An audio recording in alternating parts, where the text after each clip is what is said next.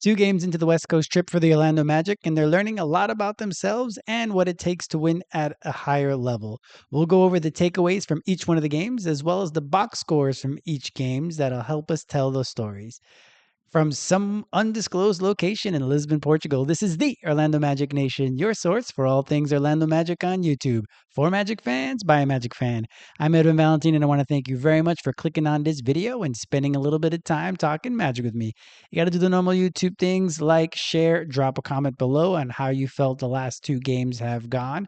And if you want to do so, hit that subscribe so you don't miss out on any content that I produce. Coming off that semifinal run in the NBA Cup, we knew the Magic were going to have this 4-game West Coast trip. We just didn't know we were going to do it without Jalen. So now we're going to be without Franz and Jalen for those 4 games, likely. We'll see. Jalen might be able to come back later on because he's basically day to day, and we'll see how it goes with his injury.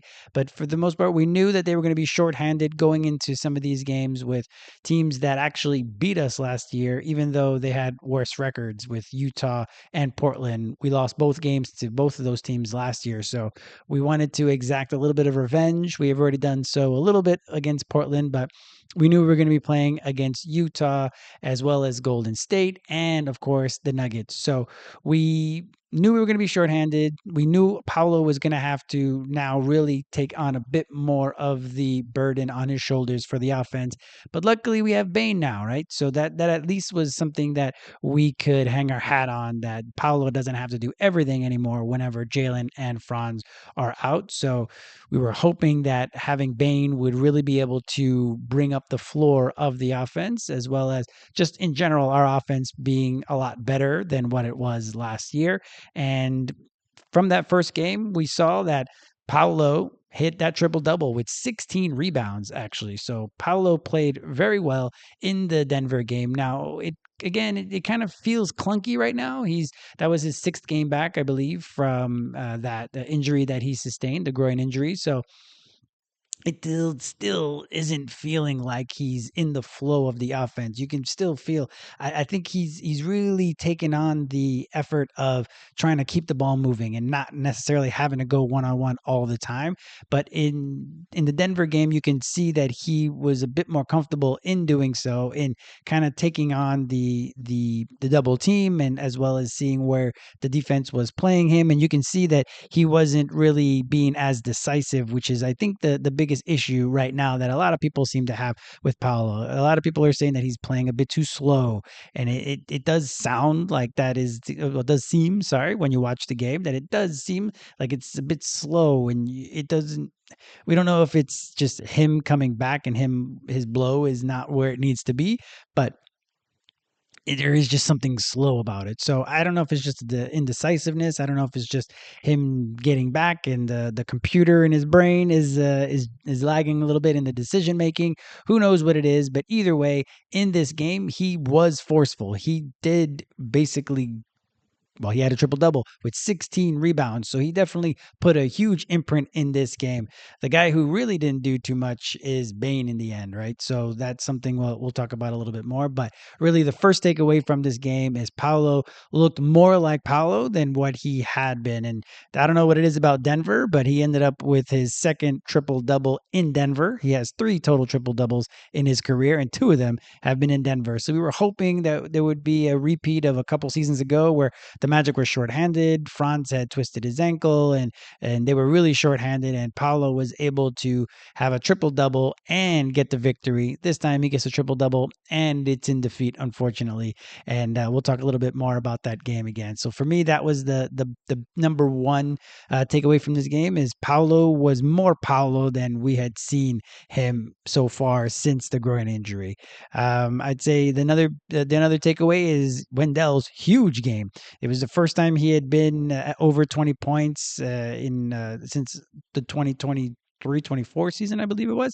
So he really was cooking, and that's something that we've seen. His jump shot is back. It's been back.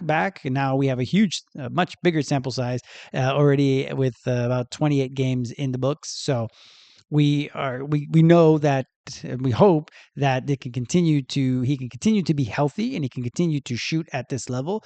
Shooting over 40% from 3-point range is something that we were hoping that he would get back to 30 something percent after such a horrible shooting year last year, and now he's over 40%. So it's really helping the math, like I always talk about. Now, he doesn't shoot that many necessarily throughout the course of a game. This one, he was shooting a bit more in the Denver game, so that again helped out with floor spacing, especially when Jokic really isn't going to try to come out to the 3-point line very often. So that's why Wendell was very, very aggressive, and that's something that we needed, because again, we're missing Franz and we're missing Jalen, so we definitely needed, well, and Tristan and Ji in that game. So Ji is not necessarily helping on the offensive end, and neither has Tristan recently, but definitely Wendell was huge in that game on the offensive end, and that's what we needed. We also saw another takeaway. Takeaway number 3 for me was that Jase had a few more minutes. Well, they had the same amount of minutes, but he had a few more seconds than Tyus in the game. So I think that was something interesting to see, that Jase is starting to get into the rotation a little bit more. Obviously, with no Jalen in the starting lineup, and because they couldn't just put AB there necessarily because Tristan was out, AB still started, and Tyus ended up starting. So it was Tyus, Bane, AB, Paolo, and Wendell. So that's something that was one of the options that we talked about in the previous video on who we were going to start for the time that Jalen and Franz were both going to be out. And I was surprised they went with that one. Like, I don't know. Well, I'm surprised partially because I didn't know that Tristan wasn't going to play. So I thought Tristan would play, and it'd be Bane, AB, Tristan, Paolo, and Wendell. But with Tristan being out, it made sense, the lineup that they used, and they came out pretty well in that Denver game. So in the end, it looked like it was something that was a bit of a positive. Now, also the good thing that we're seeing is that Tyus is being more aggressive to look for his shot. We already know he's great with not turning the ball over and having assists and all of that, but we really were able to see him be aggressive offensively, shooting the basketball and trying to get some points on the board, because again, we needed to get it from all angles, right? We're missing our leading scorer for the season in Franz. We're missing 16 points a game, or however many Jalen is scoring this year. So that's something that we definitely needed all over the course of the game, and Tyus did deliver on there. But as you saw over the course of the game, you can see Jase starting to get a little bit more aggressive, and we see some good things coming from Jase over the course of the game. And then that also went on into the Utah game that we'll talk about a little later on. So, but everybody ended up coming out and doing good. Jett and Noah also came and had a positive contribution as well. So it was all hands on deck in that game, and everybody contributed. And that's something that we've seen consistently from Jett and from Noah and from Jase. So our deep bench guys really have been stepping up over the course of the season so far. Whenever they've been given their opportunity, they've really shined. So now that begs to differ. Are they going to get a little bit more time? Because Ji hasn't been performing necessarily on the defensive end with as much impact as we're used to it. And if he's not really having that kind of impact on defense, and he's definitely not giving us anything on offense, then are we going to start seeing a bit of a shift and start seeing Noah just start playing a lot more than Ji? Obviously, we saw what happened in the Utah game, and we'll talk about that a little later on. But the same might start to happen for Tyus and Jase. Now, Tyus, again, is doing what he needs to do. He's setting everything up. He's giving out, dishing out the assists. He's not turning the ball over. So all of that is the stuff that we brought in Tyus to do. We were just hoping for a little bit more offense. Like his shot still isn't there, and I think now we have to start weighing: are we going to use Jase a little bit more, which we might have a turnover or two, but we'll also get 10 points where we weren't getting any points a lot of the times from Tyus. So we'll see on that. And I would say the last takeaway for this game, the fifth takeaway, is our not having that championship gear, right? So we've seen that we can play very good teams very well, and we can beat good teams. So that's not something that I'm necessarily concerned with, especially when we're shorthanded like that without Franz and without Jalen in that game against Denver. But as you can see, Denver's won a championship a few years back, and they just have that extra gear. Like Murray was on fire at different points in that game. It felt like Jokic didn't even really do much in the game, but then you look at his stats and you're like, oh yeah, he did pretty much everything. So I think that was the thing that we can see now. It was an avalanche there in the second quarter. The Magic really were not able to stop the bleeding in any way, and it was really much just an avalanche. It was 35-7, I think, at one point in the that was the run that happened in the second quarter, excuse me. So that's just something that you can see how easy they're able to turn it on. Now, throughout the course of the game, throughout the rest of the game, basically, so 3 out of 4 quarters, the Magic were able to keep up with Denver. And actually, I feel like we outplayed them a lot in that first quarter. So we outplayed them a little bit in that first quarter. They killed us in that second, and then the third and the fourth, we basically were pretty much at a draw as well. So I think that's the thing that we can see how certain teams, like, that's the first time this year, because we played Houston as well, but they didn't, I think we played them very, very well. And we were shorthanded without Paolo in that one. This is the first time I feel like you can see, like, this is a championship team. This is a team, and this is what they can do. They can turn on that switch, and they're shorthanded. They're missing a couple players, and just with two of their better players, they were able to really dominate in most facets, especially when Desmond really didn't do much in that game. And I think we'll go over the box score now, just to kind of talk about a little bit on that, because really we can see that the first person on there is Desmond. Desmond played 36 minutes, only scored 6 points, a negative 15 plus minus. It's not great. 3 of 11 from the field, 0 of 4 from 3, 2 rebounds, 8 assists, which is great, and 2 blocks with only 1 turnover. So 8 assists to 1 turnover. That's going to help his stats a lot, because, like I said, at the beginning of the year, if you watched other videos, I was always complaining that he was turning the ball over way too much, and he needed to ingratiate himself into the offense a little bit differently. He's definitely done so. Now, I think the surprise, I think, is that we were hoping for a bit more steady output from Desmond. And right now it's 37-6, 37-8, 35. Like, there's a lot of peaks and valleys right now. And we thought he was going to be more of a floor raiser, that he was going to help the offense. And obviously he has helped the offense in immense ways. He shot 4 3-pointers. Four is a good number. It's better than 1 or 2. Like, sometimes it happens. I'd like for him to shoot like Wendell in this game, 7 3-pointers.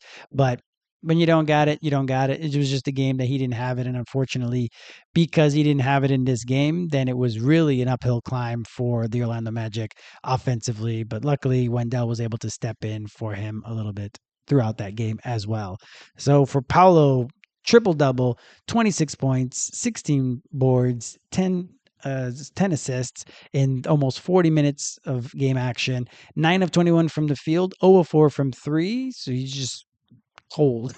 Unfortunately, he was real cold. And after the 0 of 7 he had in the Knicks game in the semifinals, so he was over his last 11 from 3-point range. So his shots seemed to have been coming along a little bit more when he got back, maybe because he was having to be a bit more selective, and he reverted a little bit more to kind of taking a few shots that maybe weren't necessarily in the flow of the offense. But 0 4, it is what it is. Sometimes you don't have your shot. 8 of 12 from the free throw line.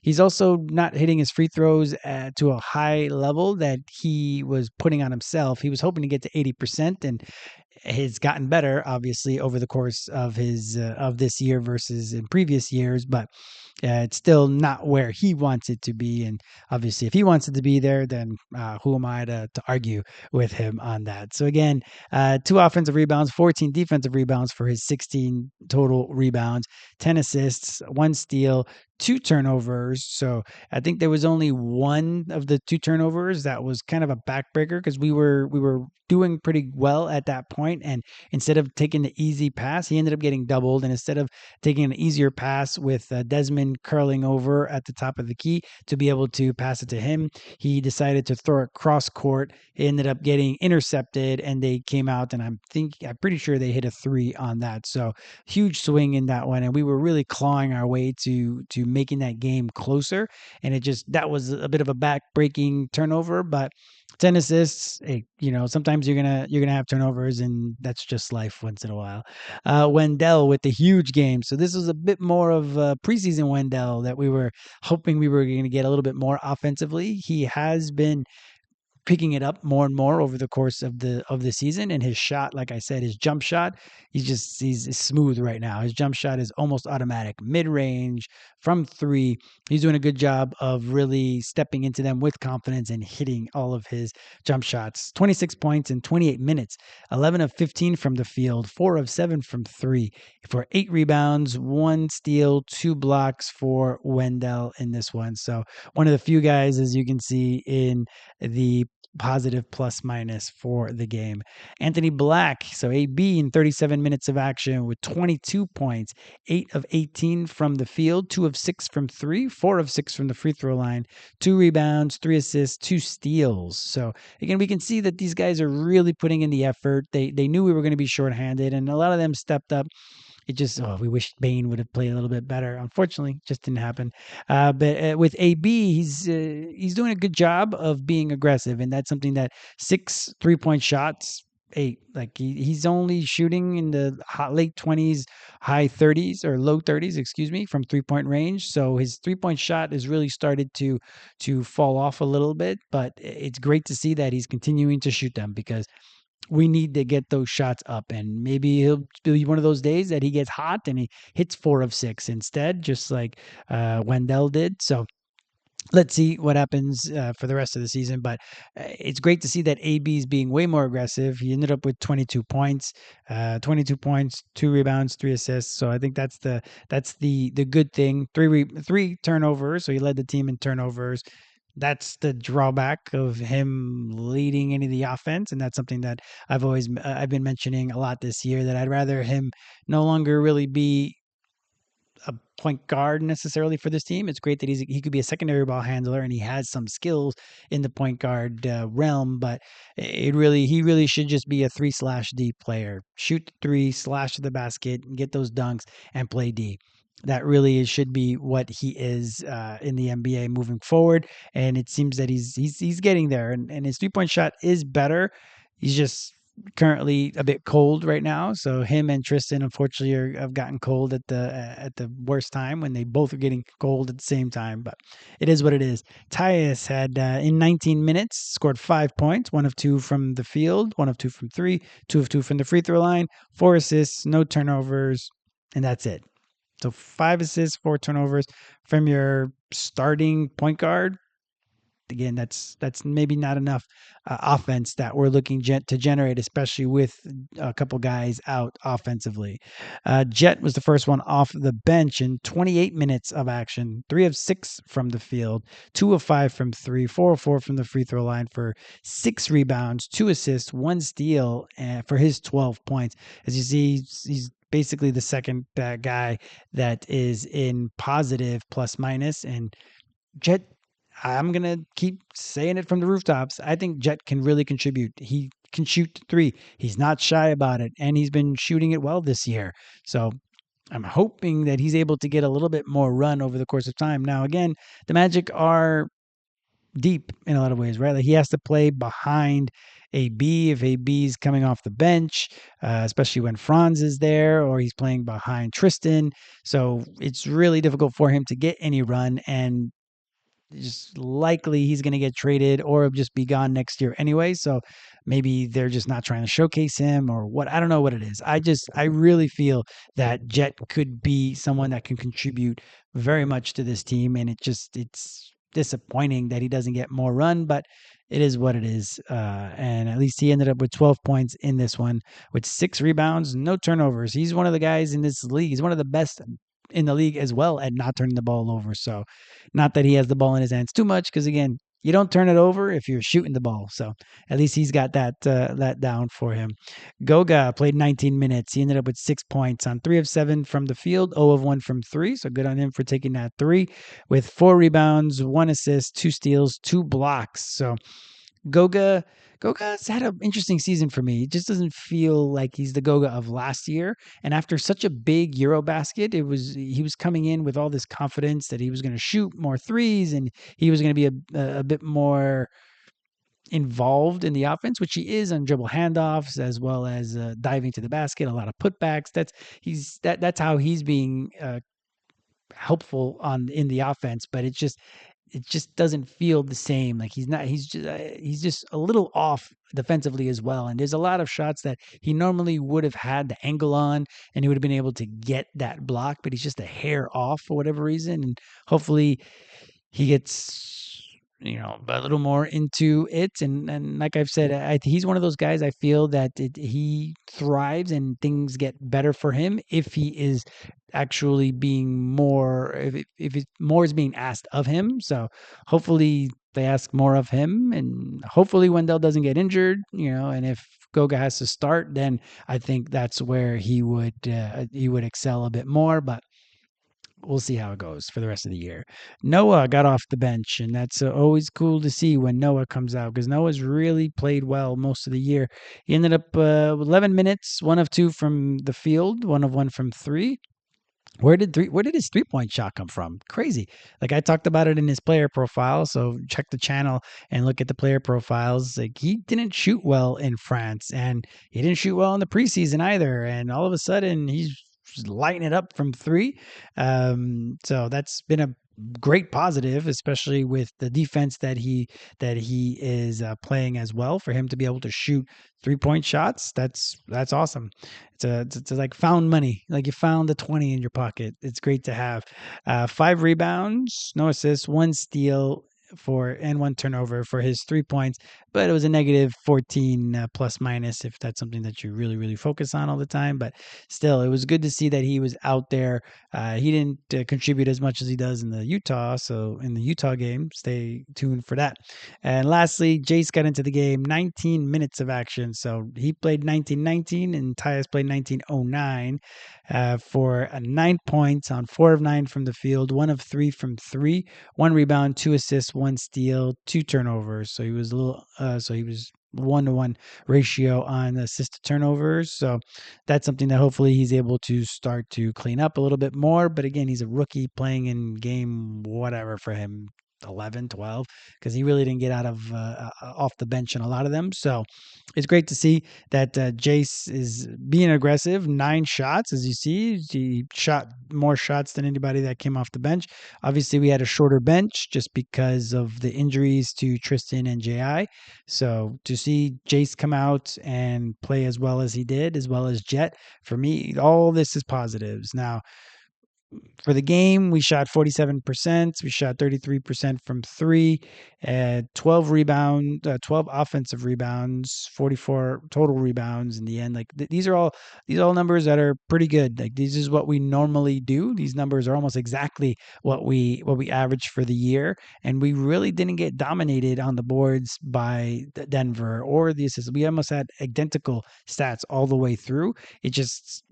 It was just the timing of them as well as the 3-point shots. So if we look at their numbers, they hit 16 3-pointers. So we actually out rebounded them. We had more offensive rebounds. We had 1 fewer assist in this game. But really, if you look at it, we played well enough to be able to win this game if we didn't take such a shellacking in that second quarter. And again, it's something that they hopefully can take away from that, just to kind of see how it feels and kind of look at the tape, see where they missed out defensively, because most of these lineups that played in this game hadn't played before together. So it makes sense that they would be a little off defensively. So that's why you kind of take it a little bit with a grain of salt. Like once you knew Jalen wasn't going to play and we were missing Franz, you can kind of be like, all right, well, it's not a scheduled loss in that they've played 3 games in 4 nights or anything like that.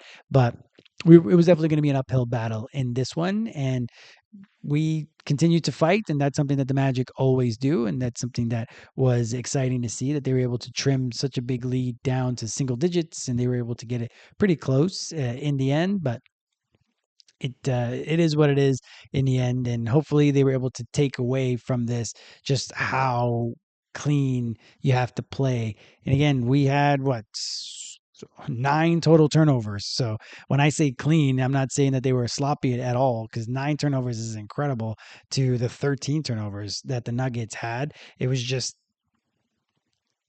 the ability, the shot making that they had was just something that we just couldn't keep up on. To be fair, there were a couple 3-point shots that kind of like dribbled in, spun around, hit the backboard, and went in. They had two of those in this one. So an 11-point loss, it could have been a closer game if those don't drop. But and Murray banked a 3-point shot in as well. So it is what it is. Sometimes you get lucky, but you make your own luck as well at times. So that's what happened in that game. Now, if we go to the Utah game, now in the Utah game, I'd say the biggest takeaway of all was, again, Paolo almost had another triple double. So he had 9 assists, 9 rebounds, and over 20 points. That one ended up going into overtime, as you know already, and it felt eerily similar to me to the Blazers game that we had at home. And we just kind of gave the game away for whatever reason. And it wasn't that, again, we weren't turning the ball over like we did back then at the beginning of the season. It was just we weren't looking at the details, or we weren't playing with the details. And that's something that Mosley said a few times before. And it's true. Like, we're one of the best teams in giving the fewest. I think we were number one going into the Utah game in the NBA in allowing the fewest second chance points. And I think we were first or second in allowing the fewest offensive rebounds. So for us to give up 18 offensive rebounds in that Utah game, I don't know if we were taking them for granted. And again, we should never take anybody for granted in the NBA. But Kevin Love came to play. The old man, he was out here just grabbing offensive rebounds left and right on the Magic, and we had a good lead that just we let it slip away, and luckily we were able to still come away with the victory. But I think that to me was the first takeaway was Paolo. The it was a great start for Paolo. He was on fire at the beginning. He struggled pretty much later in the end, and it just was he was doing a little bit of everything. So again, like it's like you can't be like, oh, Paulo played like crap. Like that's not what happened. Paulo isn't playing like crap. I guess we all just have expectations of him that we're expecting him to be top 5 player in the NBA already, a top 10 player in the NBA already, and he's still in his early 20s, right? So at least that's how I feel. I don't know about you. You let me know if you're feeling that Paolo's not playing well enough, and you thought he would be already in the first team All NBA conversations, or in the in the MVP conversation, excuse me, because that's what I was thinking going into the season. So now I have to try to temper my expectations a little bit on there. So I don't know if it was just rose-colored glasses, and that was just what it was.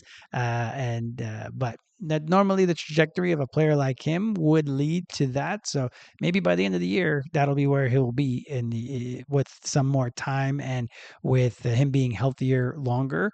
Maybe that's where he will be by the end of the season. But right now, he's playing great. He's playing well. How about that? I don't know if it doesn't feel great, but he's playing very good in that he's able to still stuff the stat sheets and still being a huge contributor to what the Magic are doing offensively. Um, we Bane hit that game winner, and he had a good game in this one, right? So where was that all at in the Denver game, right? Again, we were hoping for more of a floor raiser with Bane, and right now it's a lot of peaks and valleys. So we needed that game. We need every game. We're really in the thick of it when it comes to the standings in the Eastern Conference right now. So we need every game, and we were able to sneak out this one. Hopefully, we don't have to continue to sweat out all these close games with teams that we really should be beating. It was only the 9th game, I believe, that we played against the team under 500. That's by far the fewest in the NBA. So hopefully, again, we can start running through some of these teams and start piling up wins so that it can kind of stay clear of some of these other teams and get to the second or third seed in the Eastern Conference. And let's hope that continues.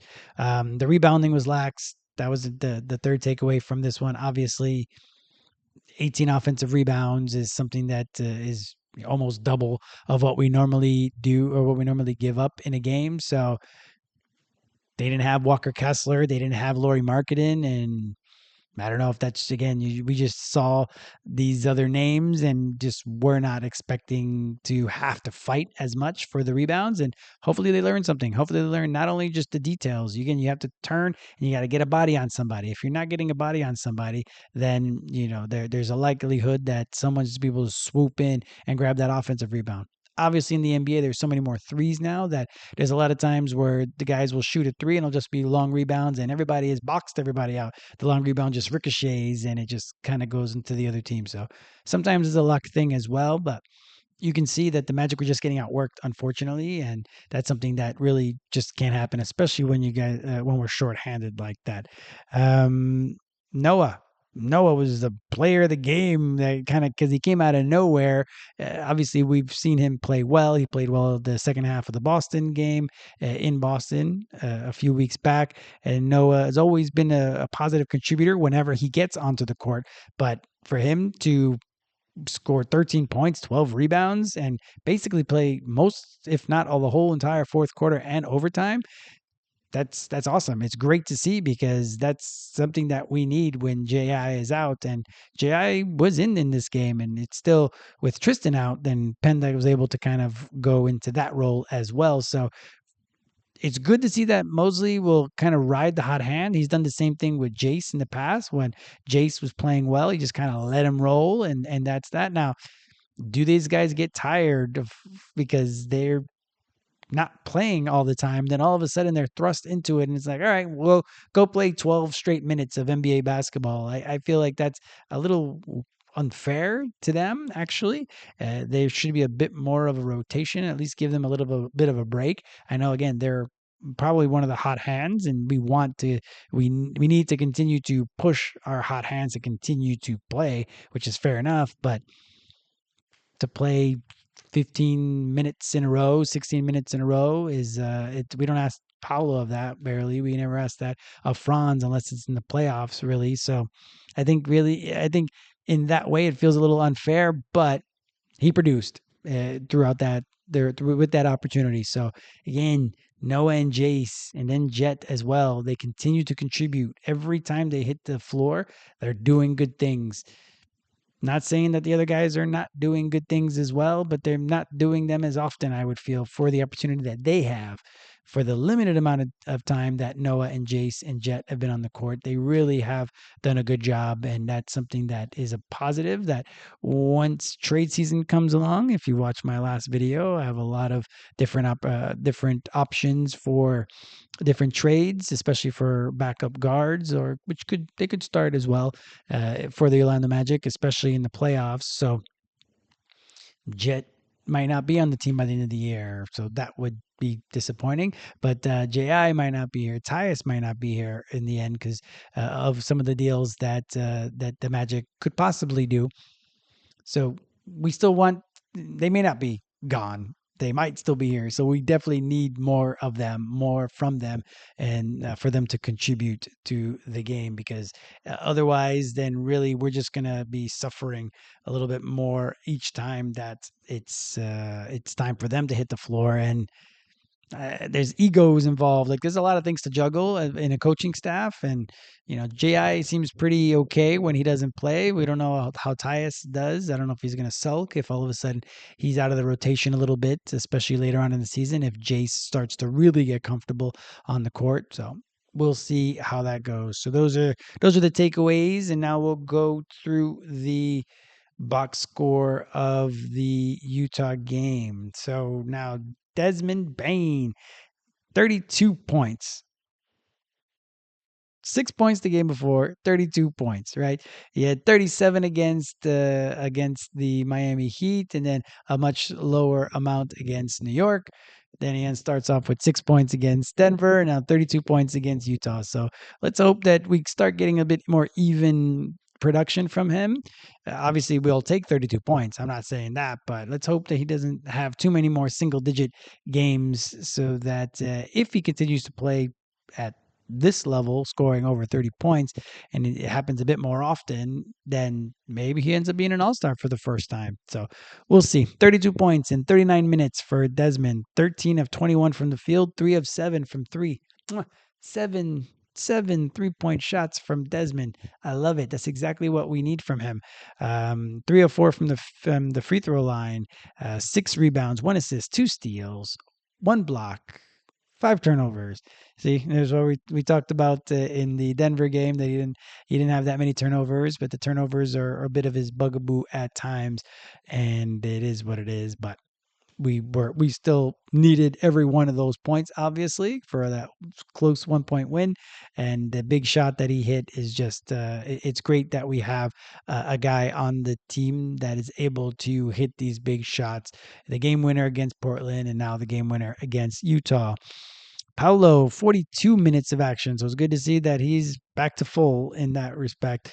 23 points, 6 of 18 from the field. So not very efficient again. His jump shot just isn't there right now, unfortunately. 1 of 4 from three. So that's nice. He was able to hit a three-pointer for the first time in a couple games. 10 of 15 from the free throw line. 15 free throws. So that's good. We got to get back to the free throw line. It's something that we hadn't been doing necessarily as much, even Paolo himself. So 15 is great. 10 is not as great. Well, 10 is great in general, but if you shoot 15, if he's 10 of 10, that'd be better. But at 10 of 15, it's something that hopefully he's able to get better. And you can see he's really, really disappointed when he's not hitting them free throws, because he wants to get better at that at a higher level. 9 rebounds, 9 assists, 2 blocks, 2 turnovers for Paolo for, again, his 23 points. 37 minutes from Wendell, 14 points in this one, 6 of 9. Again, super efficient. 1 of 3 from 3, 1 of 2 from the free throw line. 9 rebounds, 4 assists, 1 block, and 2 turnovers for Wendell.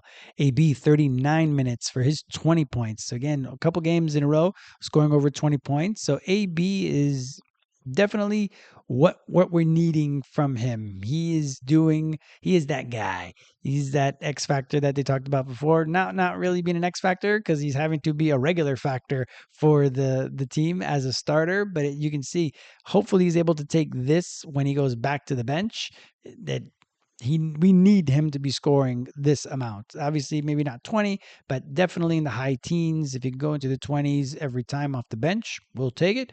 But that's something that we need from him. But we love the aggression. 6 of 12 from the field, 1 of 4 from 3, 7 of 8 from the free throw line, which is great.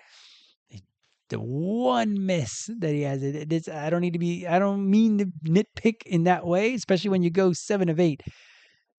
He missed that free throw late in the game, and it felt eerily similar to that Houston game that we ended up losing in overtime. If he hits that free throw, he ices the game, likely, even though they came down and ended up hitting that 4-point play.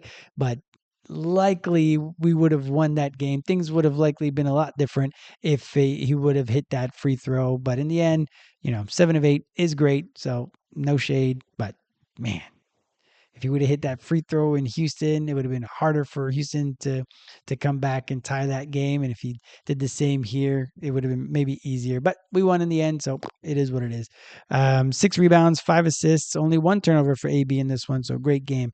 Tyus, 18 minutes, 5 points, 2 of 7 from the field. I love the 7. It's great that he's like that's really more than anything. What I'm more disappointed on is that he's just not trying to score, and especially now where we need it, you got to try and score. Last game, only 1 of 2 from the field. You're like, come on, bro, let's get the ball in the basket and let's get it up. Let's get shots up. You're a good shooter. Let's get it done. 2 of 7 from the field, 1 of 6 from 3-point range, and that's the biggest disappointment from him this year. It's a disappointment from Desmond. It's starting to creep up. His percentage is now over 35%, I believe, over the course of the year. Tyus is nowhere near that, and he's a 40% 3-point shooter. So it's really odd that he's just doesn't have it this year. 1 rebound, 2 assists, 1 steal for his 5 points. Jett, again, was the first one off the bench. He had 14 minutes of action, only 5 points in this one, 2 of 4 from the field, 1 of 3 from 3, 2 rebounds, 2 assists, and a turnover. So not the greatest game from Jett. They're not always going to be winners. It is kind of what it is, unfortunately, sometimes. Just like with Desmond, it wasn't that great the last game. Kind of is what it is. Jase came off the bench early, as we see, and he ended up playing 23 minutes to Tyus's 18. He ended up shooting 10 times, so 4 of 10 from the field, 2 of 5 from three, 1 rebound, 3 assists, 1 turnover for his 10 points. So again, Jase doing work, very confident. It felt like he was the one being the aggressor, and I thought he might start this game just to kind of get Tyus back into his normal role, because Jase, I think against a younger team like this one, and maybe against Portland, even though Portland's a pretty good defense, so they were a pretty good defense. So who knows where they are at now in the rankings? I don't think they've played as well defensively this year. Those would be the teams that he'd be able to play against, at least right now, as he gets his feet wet. But he didn't start, but he did play well in his 23 minutes. J.I. played 10 minutes, 0 of 2 from the field, 0 of 1 from 3, 1 of 2 from the free throw line for his 2 rebounds and 1 block. But it did feel like he was having an impact defensively, which is what we need. He needs to have such a crazy high impact defensively, though, if he's going to be such a zero on offense, unfortunately, which it's disheartening. Like, you want JI to be there after all he's been through for so many years. You want him to get that jump shot back, because he had a good jump shot a couple years ago. He had a good offensive year, to be honest. And on top of that, he was playing well defensively, like super well defensively a couple years ago. So now all of that just it doesn't feel as impactful to me. So maybe that's why we start seeing Noah play a little bit more. But first, we'll talk about Goga and his 15 minutes, 2 of 2 from the field, 1 of 2 from the free throw line, 4 rebounds, 2 assists, 1 steal, 2 blocks. So again, he gets his steals, he's getting his blocks. It feels like his timing is getting better on getting the blocks. Like I mentioned in the earlier game, he's not missing out on as many blocks anymore. Like, he's getting his 2 per game, 1 to 2 per game, which is great, because for the beginning of the season, he just wasn't getting any. And it felt that there was something missing, or something just a tad off with Goga. Again, offensively, we would hope for us to get a little bit more from Goga. 2 assists is good. 5 points is okay. But I feel he can impact the game way more, and he just isn't doing so right now, unfortunately. But the big man of the game, Noah, 23 minutes of action, 6 of 11 from the field, 1 of 4 from 3. So the 3-pointers maybe might be regressing a little bit. He looked like he shot them with confidence. Each time they were online, they were just a bit short. He was in the corner. All of that was perfect. He just only hit 1 of them, but great game from Noah in that respect. He ended up with 12 rebounds, 7 offensive rebounds. Total 12 rebounds, 4 assists, 3 steals, 2 blocks. So 4 assists, 2 steals, 2 blocks, only 1 turnover. He can handle the ball. And I think that's the thing that I keep forgetting. So every so often, when you see him kind of dribble, especially when somebody comes out on the closeout, which, because he's shooting such a high percentage for the year, they have to close out on him. Once he gets down into the paint, he has nice little nifty moves, and he's good at making sure that he's able to get the ball to his teammates. He's not a selfish player, and he just can spray the ball out, or he can make the nice tight pocket pass. So it's nice interior passing as well from Noah. So it's really exciting to see these young guys, because we're gonna need them to play well, especially starting next year, when the team's payroll is gonna skyrocket, and they're one of the few guys that are currently under contract for next year. We have a good amount. We have about 11 guys on contract for next year. We're gonna need contributions from both Noah and Jase. We're gonna need it, and it's good to see that they're doing so much so early in their careers. So in the end, we shot almost 50%, which is better than the season average. 29% if you average up 30% from 3-point range. It really is a bit of a disappointment. Like, I'm going to die on the hill saying that we're going to shoot 37% over the course of the year, but at this point we might have to shoot 50% to get to that level from 3. But I know we're a better 3-point shooter than what they're showing right now, and it just isn't coming. they're shooting better than last year, which is great, but they're still not shooting to what I think a lot of these guys are capable of doing, unfortunately. We had good amount of offensive rebounds, 14 offensive rebounds, with Noah getting 7 of them. We did a pretty good job in that respect. It just we didn't keep them from so many offensive rebounds. 38 defensive rebounds, 52 rebounds in general, in total. That those are all good numbers. 32 assists is also very, very good. 13 turnovers is good for an overtime game, especially when you look at they had 12 and we had the same amount of rebounds when you look at it, but they had 18 offensive rebounds, and that's the part that you're a little disappointed with. So big win. We needed to win. We always need to win again to keep ourselves above water. Now we've played the second hardest after strength of schedule so far this year after playing Denver in the game before Utah. So trying to stay alive, trying to stay afloat. That's basically what the Magic need to do at this point. They just need to continue to work hard. They're shorthanded and they still have a couple games left in the West Coast trip. They play Golden State upcoming, and then after that, it's a back-to-back Golden State and Portland. So we'll see with the short-handed team if they're going to what the rotations are going to be. They're likely going to start the same starting lineup unless Jalen, who's day to day, might be able to play in the game against either the Warriors or against Portland. If he doesn't play against the Warriors, he might be able to play against Portland, which would be a big kick of energy that we need on the team. And then that'll be able to bring Tyus back to the bench. And then we'll see what happens with Jase, unfortunately, with that at that point. But then AB can continue to be what he's playing at right now in the small forward position.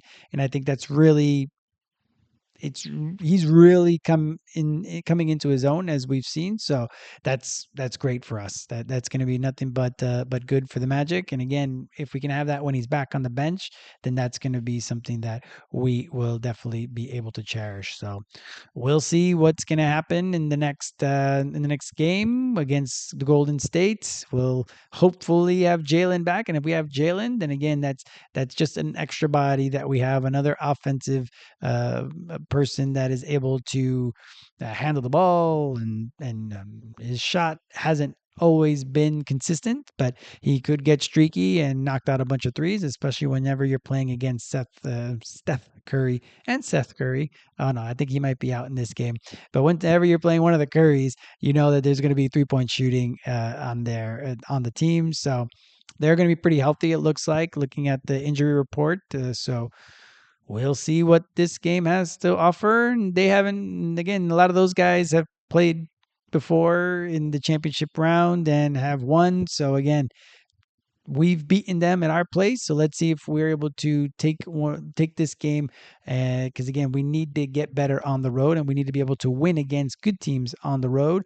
We've done it. We beat New York. We beat the Pistons. So we have some under our belt, but we got to keep winning. And I know Golden State is under 500, but they still have that narrative. They still have that mystique about them. And anytime you can beat Steph Curry, that's going to be something that, again, you put a little notch on your belt in that respect. So hopefully we are able to do that. And I will likely be able to break that down the next day or so. And yeah. Just drop a comment below letting me know what you thought of the Utah game or the Denver game, or should Jase be the one starting over Tyus if Jalen's not able to go in the Golden State game, just to kind of give a little bit more of a season rotation and keep Tyus in his role, which is something that the Magic normally have done in the past. So should Jase be getting more minutes? Should Noah just be getting more minutes? Drop a comment below. Let me know what you think. And that's something that we'll be able to discuss a bit more. I'm also going to do a few more trade videos, just different options the Magic might be looking to go into. I really did a lot of distressed assets in that last video. This one, they're going to be more us going and trying to poach guys. So we might have to really put in a good amount of draft capital, which we don't really have that much of, but we'll see what we'll be able to scrounge up a little bit, a little later on in the year. And unfortunately, the Magic just haven't been healthy to really know what kind of team they have. But I think they have enough of an idea that they'll be able to make a deal because they're definitely going to do something in the trade deadline this year. So again, drop a comment below on who you think they should try to target in the trade deadline. So do the normal YouTube things, like, share, drop a comment below. And if you want to do so, hit that subscribe so you don't miss out on any content that I produce. We're trying to get to 250. We're getting pretty close. Hit that subscribe so that you don't miss out. All right. Thank you very much for clicking on this video and spending a little bit of time talking Magic with me. I hope you're having a great night.